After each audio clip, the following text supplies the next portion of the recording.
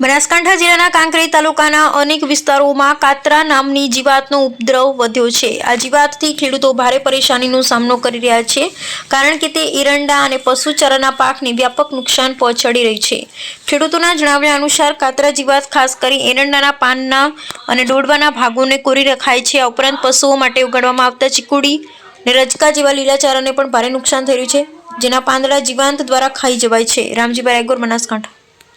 મારું નામ છે ઠાકોર ગલાબજી, આંગણવાડા, કાંકરેજ તાલુકાના આંગણવાડા ગામથી છું।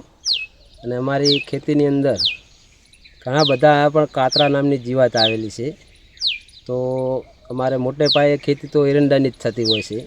તો એરંડાની અંદર એટલા કાતરા પડ્યા છે ને, તો તમે જોઈ શકો છો કે આ પત્તા પણ રાખતા નથી અને એરંડાના કોટા ઉધી ખાઈ જાય છે।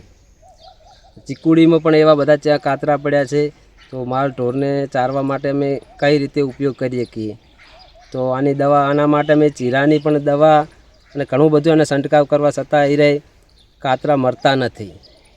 તો સરકારશ્રીને કોઈ વિનંતી હોય કે આની અંદર કોઈ આના માટે દવાની શોધ કરે તો સારું છે। ને કે અમારે માલ ઢોરને 2 થી 3 વર્ષથી આ જીવાત ચાલુ છે। તો આના માટે કોઈ દવા તો કોઈ અસર થતી જ નથી, પણ સરકારશ્રી કોઈ દવા કાઢે ને કોઈ આના માટે નિયંત્રણ લાવે તો સારું છે। ન કે અમારે હાલની અંદર તો માલ ઢોરને ચારો કઈ રીતે નાખવો? જે તબેલાની અંદર એટલા ભરાયેલા હોય છે, ઘરની અંદર પણ એટલા કાતરા હોય છે, આપણે બેસીએ તો પણ આપણને ચડી જાય છે। આનો બહુ ઝેરી હોય છે। ખાલી એકવાર તમને અડી જાય ને તો તમે આખો દિવસ ખણ કરવું પડે છે।